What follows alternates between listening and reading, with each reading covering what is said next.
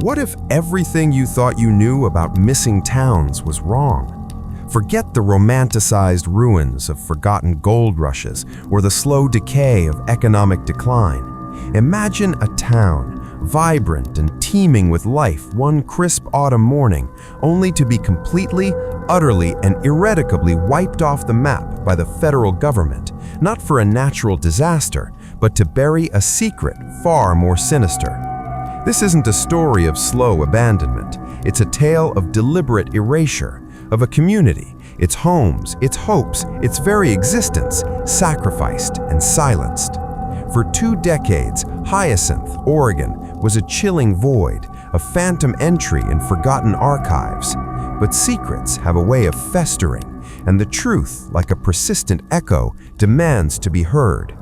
Join us as we journey into the heart of an American mystery, guided by faded journals and forgotten scientific notes, to uncover not just why Hyacinth vanished, but what dangerous legacy it left behind.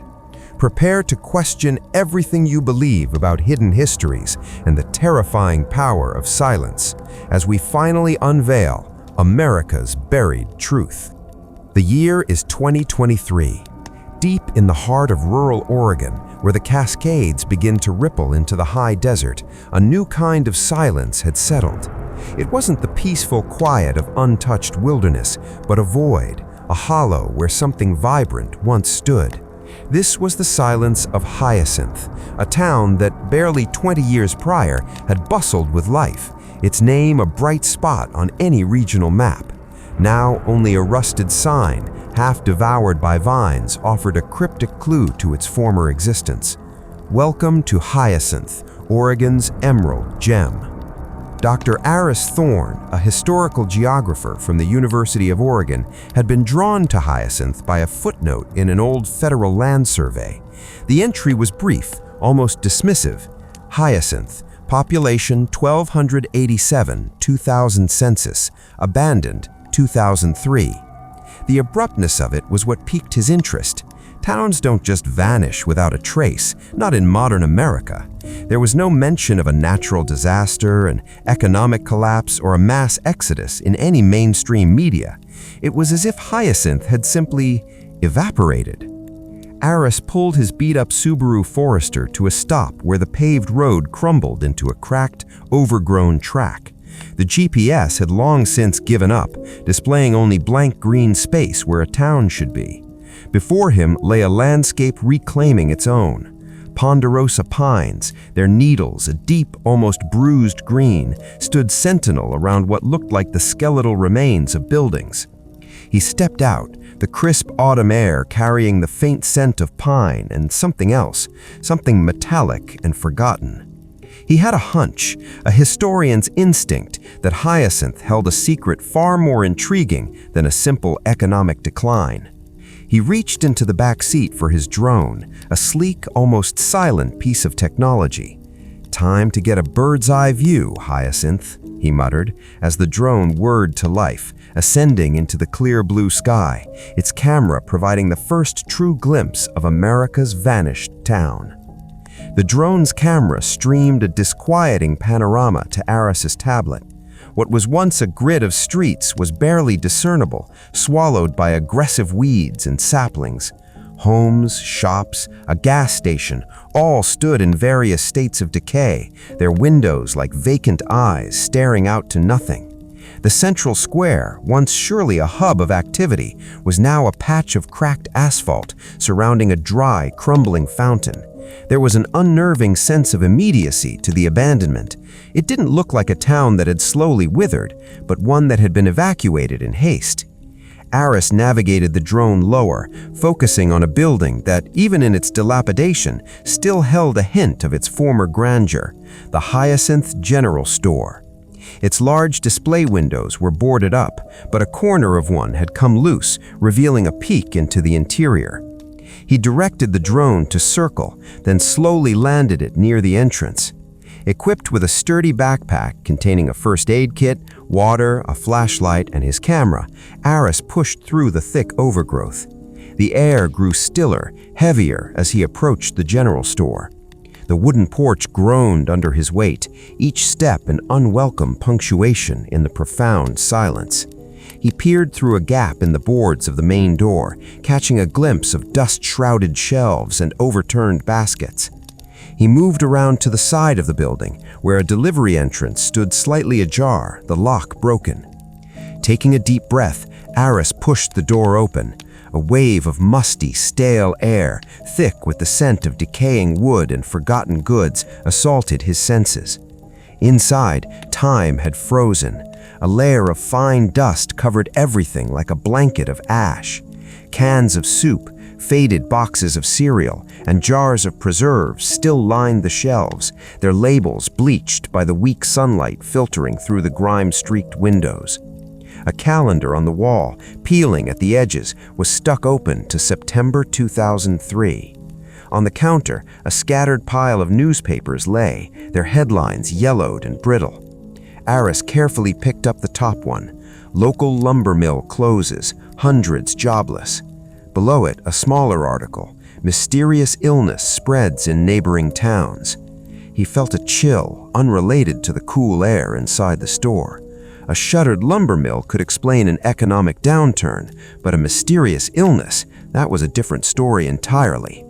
He carefully photographed the newspapers, his mind racing. This wasn't just a ghost town. It was a puzzle, hinting at a far darker reason for Hyacinth's abrupt disappearance.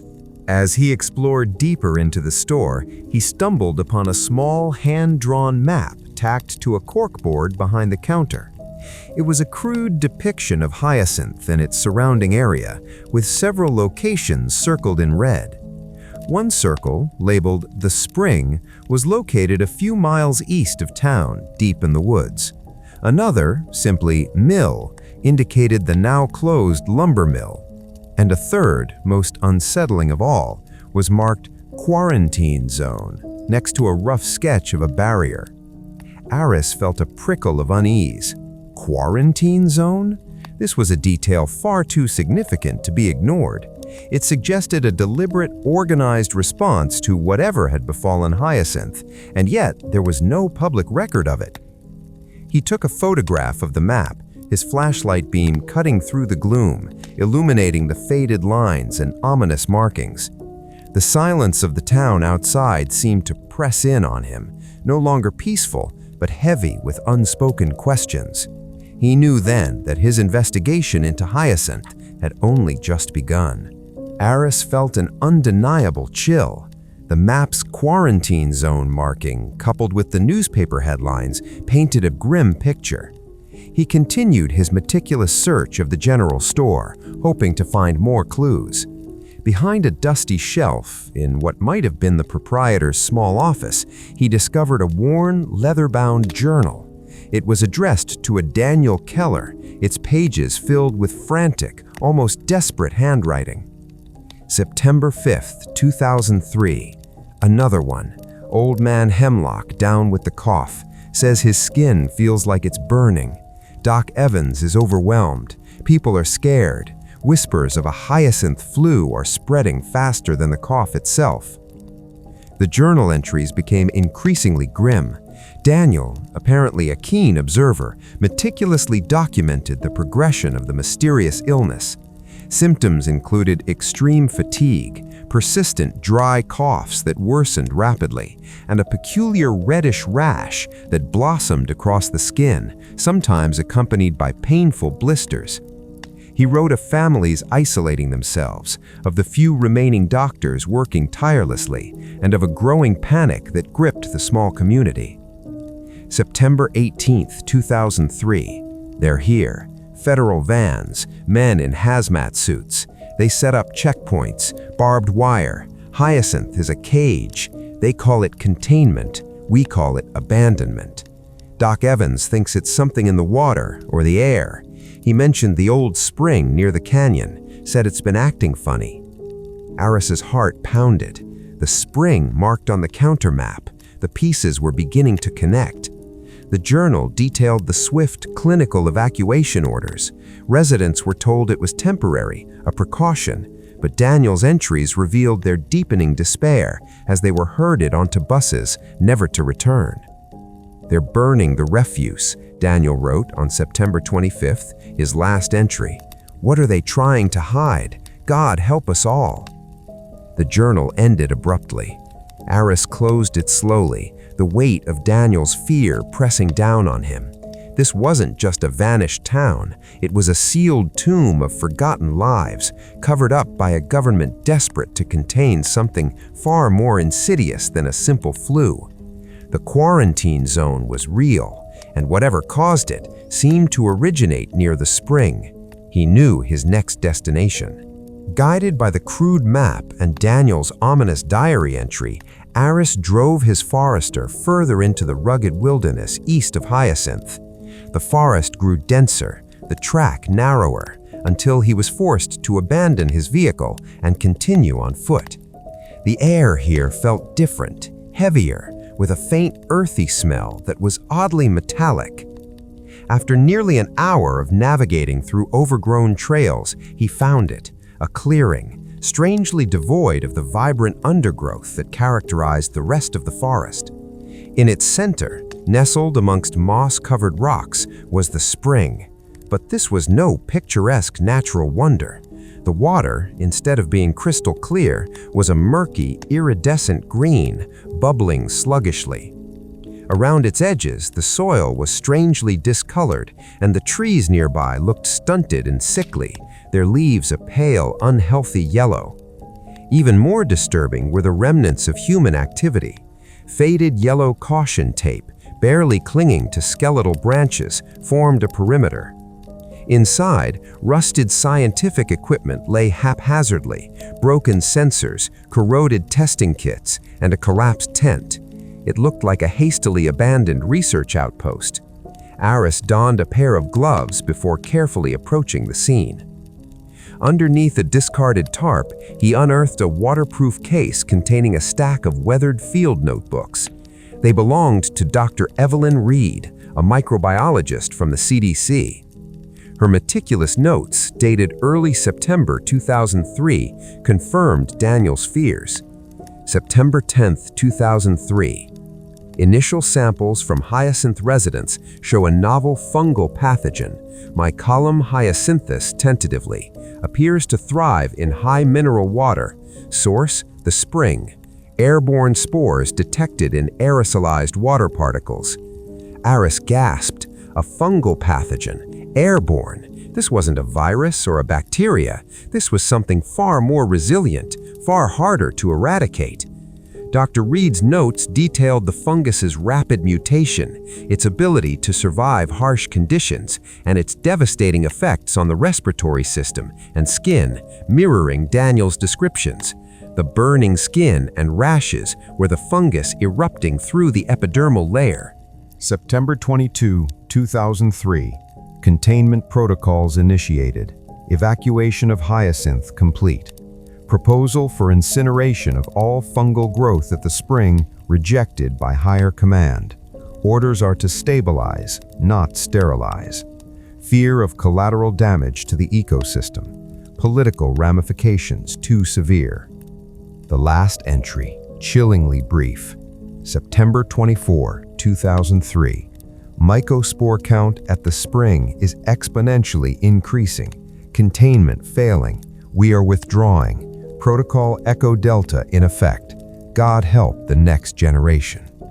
Aris stood frozen, the journal in his hand. Protocol Echo Delta, a complete unrecorded abandonment, leaving the source of the infection to fester, presumably hoping it would eventually die out or remain localized. They hadn't eradicated it, they had simply quarantined the victims and abandoned the battlefield. Hyacinth wasn't vanished, it was sacrificed, a secret kept buried for 20 years, festering in the heart of Oregon. Aris left the spring with a profound sense of urgency, the heavy knowledge of Mycocalum hyacinthus weighing on him. The sheer injustice of Hyacinth's fate and the government's callous decision to simply abandon it fueled his determination. He made his way back to his Subaru, the scientific notes and Daniel Keller's journal now securely stored in his backpack. His immediate concern was to get this information out, but he knew the risk. A story this explosive, involving a cover-up of a dangerous pathogen, would be met with fierce resistance, perhaps even denial from official channels. He needed irrefutable proof, and he needed a platform. Back in the decaying town square of Hyacinth, Aris set up his drone for one last comprehensive flight. This time, he wasn't just observing, he was documenting. He filmed the general store with its frozen-in-time interior, the desolate schoolhouse with children's drawings still tacked to the walls, the church whose steeple stood crookedly against the sky. He captured the eerie quiet, the untouched nature of the abandonment, the stark contrast between the bustling town captured in old photographs, which he'd later find online, and the ghost town before him. He narrated as he filmed, his voice steady but laced with controlled anger, explaining the fungal pathogen, the containment, and the unforgivable cover-up. He held up Dr. Reed's notes and Daniel's journal, showing them clearly to the camera, establishing a direct link between the physical evidence and the unfolding narrative. He even managed to capture footage of the Spring Quarantine Zone sign he'd found at the site of the contaminated spring. Hyacinth wasn't lost to a natural disaster or a simple economic downturn, Aris declared into the drone's microphone, standing amidst the forgotten homes. It was sacrificed, its people displaced, their lives irrevocably changed, all for the sake of containing a dangerous pathogen that the authorities deemed too inconvenient or too environmentally risky to properly eradicate. The pathogen, Mycocolum hyacinthus, is still out there, slowly evolving, slowly waiting, and the truth of Hyacinth, America's vanished town, has been buried for 20 years. It's time for the world to know. His plan was clear: compile all his findings, the drone footage, the journals, the scientific notes, and his own extensive research into a compelling documentary. He would leverage his academic connections, but more importantly, he would release the documentary independently, ensuring it reached a wide audience before any attempts could be made to suppress it. The legacy of Hyacinth and the warning it carried deserved to be heard. As the sun began to dip below the horizon, casting long, melancholic shadows across the forgotten town, Aris took one last look. The silence no longer felt empty, but pregnant with the weight of its untold story. He was ready to be its voice. Back in the bustling academic environment of the University of Oregon, the silence of Hyacinth felt like a distant nightmare, yet its grim reality was now Aris's driving force. He worked relentlessly for weeks, holed up in his office, sifting through the evidence he'd collected. He cross-referenced Dr. Reed's notes with historical meteorological data, confirming patterns of unusual rainfall preceding the outbreak. He digitized Daniel Keller's journal, his heartfelt entries painting a vivid picture of a community's slow descent into oblivion. The drone footage, meticulously edited, offered an unblinking gaze into the heart of the forgotten town. Aris meticulously crafted his narrative, weaving together the scientific facts, the personal testimonies, and the visual evidence into a compelling documentary. He secured a preliminary screening with a small group of trusted colleagues and independent journalists. The room was hushed as the final credits rolled, the image of Hyacinth's desolate Main Street fading to black. A journalist from a prominent independent investigative news outlet, Sarah Jenkins, was the first to speak. "This is explosive, Dr. Thorne. A government cover-up of a live, mutating pathogen? It could be bigger than anything we've seen in decades." Another colleague, Dr. Lena Hansen, a molecular biologist, looked grave. The Mycocolum hyacinthus, its resilience, its ability to thrive in that mineral-rich water, it poses a very real long-term threat if left unchecked. The stabilize, not sterilize decision was a catastrophic error. Emboldened by their reaction, Aris decided against going through official academic channels first, fearing censorship or endless bureaucratic delays. He partnered with Sarah Jenkins' outlet, which had a reputation for fearless investigative journalism. Together, they scheduled a public release, opting for an online platform to ensure maximum reach and to circumvent any immediate attempts to suppress it. The day of the release, the internet exploded. Hyacinth, America's Buried Truth, went viral. The haunting images of the abandoned town, Aris's calm but resolute narration, and the damning evidence from Dr. Reed's notes and Daniel Keller's journal sent shockwaves across the nation. The government's initial response was predictable: denial.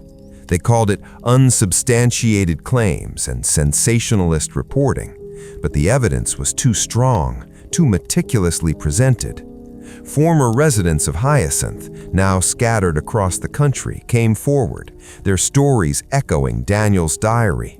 Some had been quietly suffering from lingering respiratory issues, dismissed by their doctors as chronic bronchitis or allergies. Within days, public outcry forced the issue. Congressional hearings were convened. Dr. Evelyn Reed, now a reclusive former CDC scientist, was tracked down by Sarah Jenkins' team. She confirmed Aris's findings, her testimony providing the final, unassailable piece of the puzzle. She spoke of the political pressure, the fear of economic panic, and the horrific choice made to sacrifice Hyacinth rather than admit to a biological threat they couldn't immediately control.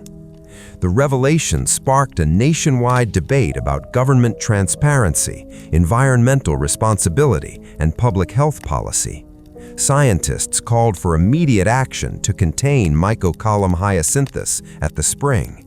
Environmental groups demanded accountability, and the story of Hyacinth, once a whisper on the wind, became a roar that demanded justice. Aris Thorne, the quiet historian, found himself at the center of a national storm. He hadn't sought fame, only truth. As he watched the news reports, seeing Hyacinth's name, once erased, now emblazoned across headlines, he felt a bittersweet triumph. The town was still gone, its physical form lost to time and neglect, but its story, the silent heart of Hyacinth, had finally found its voice, shattering 2 decades of enforced silence and forever changing how America viewed its vanished towns. The long-buried truth had finally emerged, a stark warning echoing from the silent heart of Oregon. The story of Hyacinth, Oregon is more than just a forgotten town. It's a stark reminder of the hidden histories that lie beneath the surface of our modern world. It compels us to ask difficult questions. What truths remain buried? What sacrifices have been made in the name of containment or convenience? And who truly pays the price when silence becomes policy? Hyacinth may be gone, but its whispers linger. It challenges us to look beyond the headlines, to question the official narratives, and to remember that every place, every community holds stories waiting to be unearthed. May the echoes of Hyacinth inspire us to seek truth, demand transparency, and ensure that no community is ever again sacrificed and forgotten in the silent heart of America.